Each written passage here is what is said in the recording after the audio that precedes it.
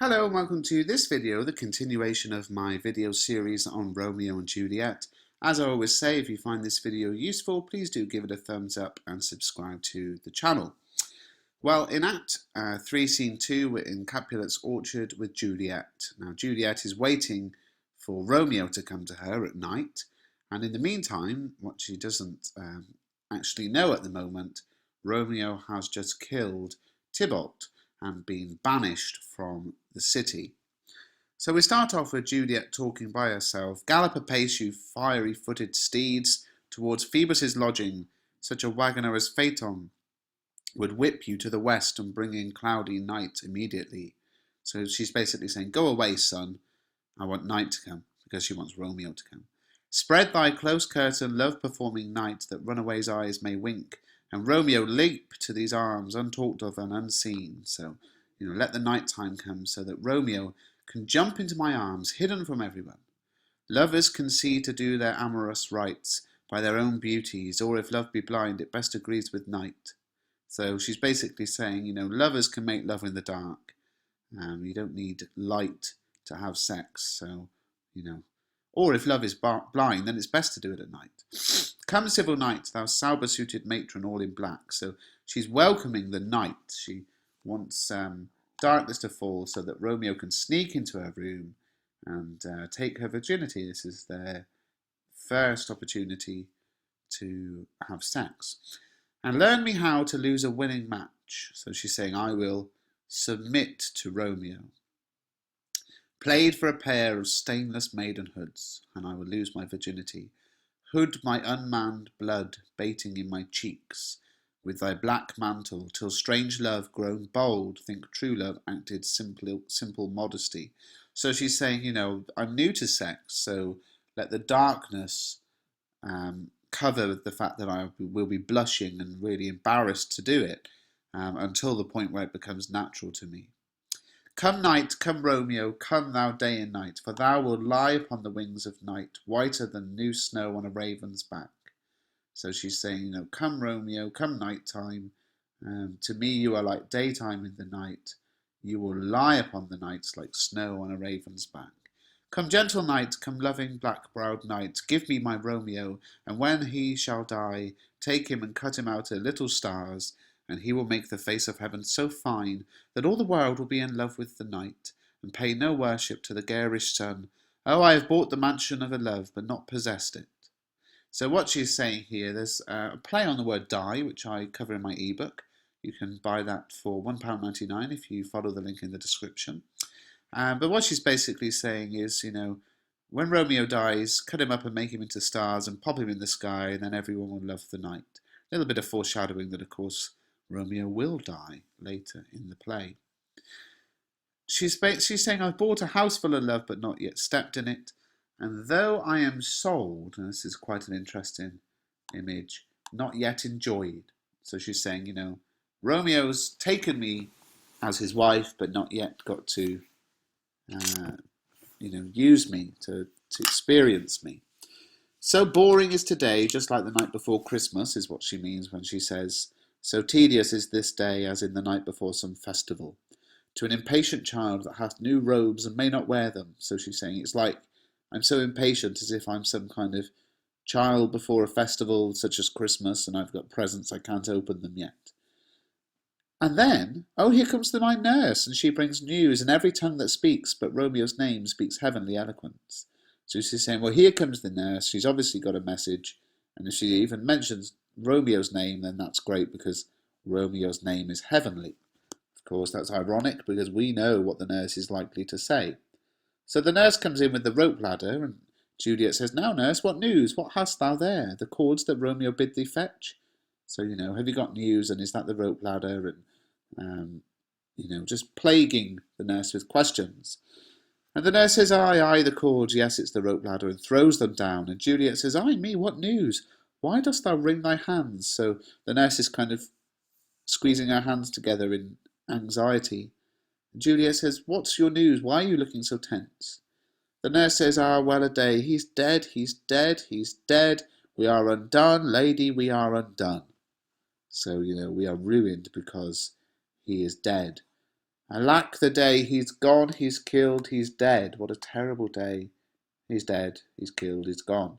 Now, Juliet, of course, thinks that the nurse is talking about Romeo and says, can heaven be so envious? In other words, he's gone up to heaven. Is that because, heaven was so jealous, he's so amazing, heaven wanted him? And the nurse says, Romeo can, though heaven cannot. Oh, Romeo, Romeo, whoever had thought it, Romeo. So basically, well, Romeo can be hateful, but heaven can't. Oh, Romeo, Romeo, who would have thought it would have been Romeo? And Juliet starts to think, hang on, Romeo's killed someone? I don't get this. Is he dead? Has he killed himself? So Juliet says, what devil art thou that dost torment me thus?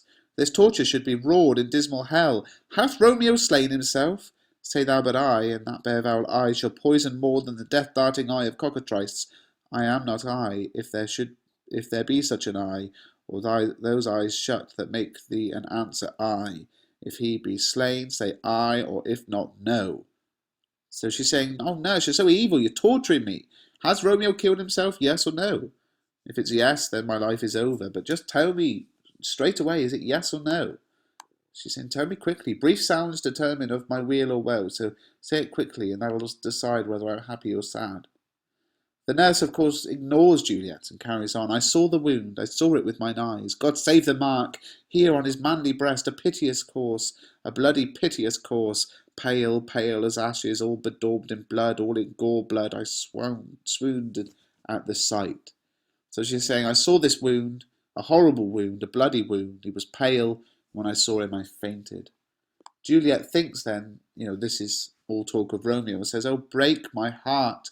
Poor bankrupt, break at once, to prison eyes, never look on liberty. Vile earth to earth resign, and end motion here, and thou and Romeo press one heavy bier.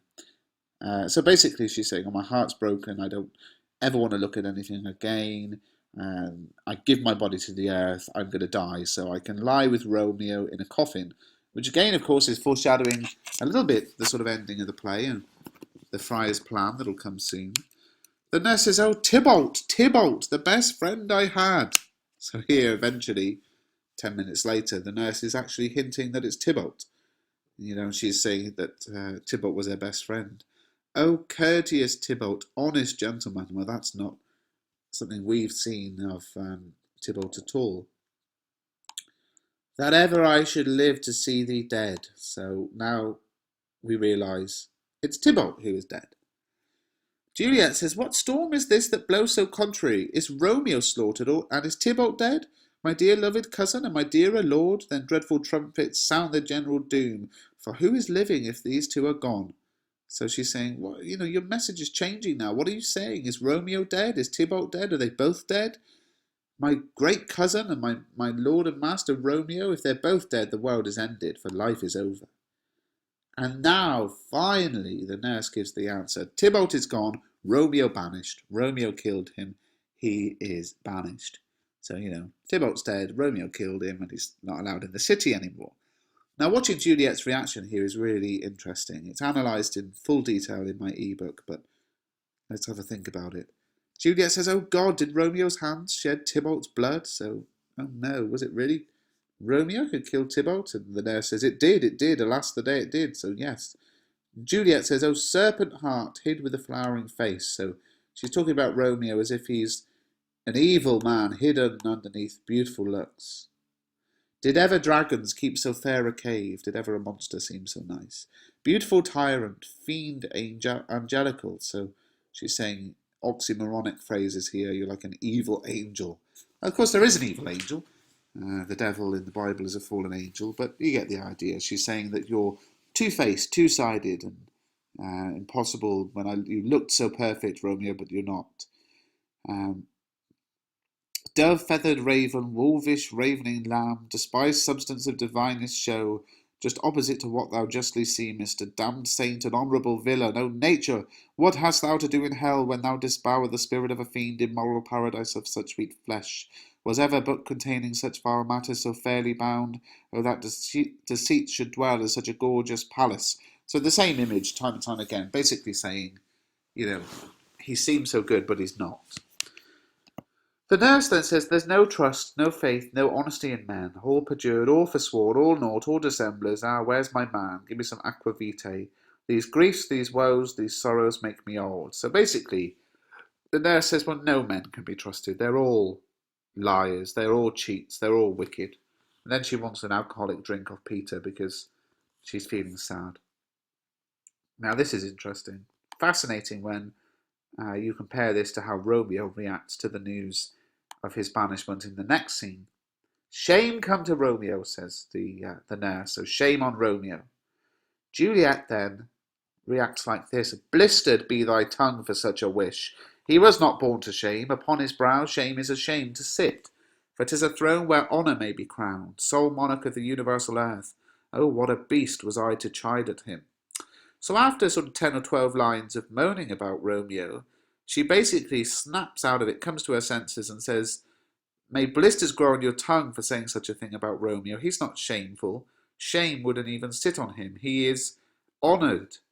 Oh, how awful of me to be mad at him. So she very quickly, after a short emotional outburst, gathers herself and decides, no, I won't be mad at him. The nurse, in another sign where their relationship is drifting apart, says, will you speak well of him that killed your cousin? So are you going to say nice things about Romeo, even though he killed Tybalt? Juliet says, shall I speak ill of him that is my husband? What am I supposed to do? Criticise my husband? Ah, poor my lord, what tongue shall smooth thy name, when I, thy 3 hours wife, have mangled it? So poor man Romeo, who's going to speak nicely of you if I, as your wife, don't even do that? But wherefore, villain, didst thou kill my cousin? That villain cousin would have killed my husband. And here she works out, I know why you killed Tybalt. It must have been because he was going to kill you. So an incredibly mature response, of incredibly insightful and intelligent reaction to the news of Romeo's banishment here shown from Juliet. Back, foolish tears, back to your native spring. So she wants to stop crying and all the tears to go back up into her eyes. Your tributary drops belong to woe, which you mistaking offer up to joy. My husband lives, that Tybalt would have slain, and Tybalt's dead, that would have slain my husband. All this is comfort, wherefore weep I then? So she's saying, I've got nothing to be sad about. Tybalt's dead, but he would have killed Romeo. So that's good news. Why am I crying? Some word there was worser than Tybalt's death that murdered me. I would forget it, fain. So she's saying, but there's something else you said that is even worse than Tybalt's death. I can't remember. But oh, it presses to my memory like damned guilty deeds to sinners' minds. Tybalt is dead and Romeo banished. That one word banished, has slain 10,000 Tybalts. Tybalt's death was woe enough if it had ended there, or if sour woe delights in fellowship and needy will be ranked with other griefs, why followed not? So she's saying, the idea of Romeo being banished is worse than 10,000 Tybalts dying. It's sticking in my head. It would have been better after Tybalt's dead, after you told me Tybalt was dead, to say thy father or thy mother, nay, or both, which modern lamentations might have moved. But with a rearward following Tybalt's death, Romeo is banished. To speak that word, his father, mother, Tybalt, Romeo, Juliet, all slain, all dead. Romeo is banished. There is no end, no limit, no measure bound in that word's death. No words can that woe sound. Where is my father and my mother now? So she's saying, telling me that Tybalt's dead, and then following it by telling me that Romeo is banished, is as bad as telling me that my mum and my dad, or even both of them, are dead. It's the same as losing dad, mum, Tybalt, Romeo, and myself all together by telling me Romeo is banished. And she then asks for her parents, and the nurse says, weeping and wailing over Tybalt's corpse. Will you go to them? I will bring you thither. So in other words, while they are grieving and crying over the dead body of Tybalt, do you want to go to them? I'll take you there. Juliet says, wash they his wounds with tears. So, no, let them cry over him. My tears shall be spent, so I'll use my tears in a different way. When theirs are dry, so when they stop crying, I'll cry for Romeo's banishment, but I'm crying for Romeo's banishment. Take up those cords, poor ropes, you are beguiled, both you and I, for Romeo is exiled. He made for you a highway to my bed, but I a maid, thy maiden widowed. Come, cords, come nurse, I'll to my wedding bed, and death, not Romeo, take my maidenhead. So Juliet's sad, and she says, let's get rid of this rope ladder now. It's useless. Romeo can't climb up into my window because, he's gone. He's not allowed in the city, and I'll just die a virgin. The nurse says, hie to your chamber. I'll find Romeo to comfort you. I wot well where he is. Hark ye, your Romeo will be here at night. I'll to him, he is hid at Lawrence's cell. So in other words, look, you go to bed. I'll go and find Romeo. He'll come to you. I bet he's hiding at Friar Lawrence's, and I'll get him to come and see you. Juliet says, oh, find him. Give this ring to my true knight and bid him come to take his last farewell.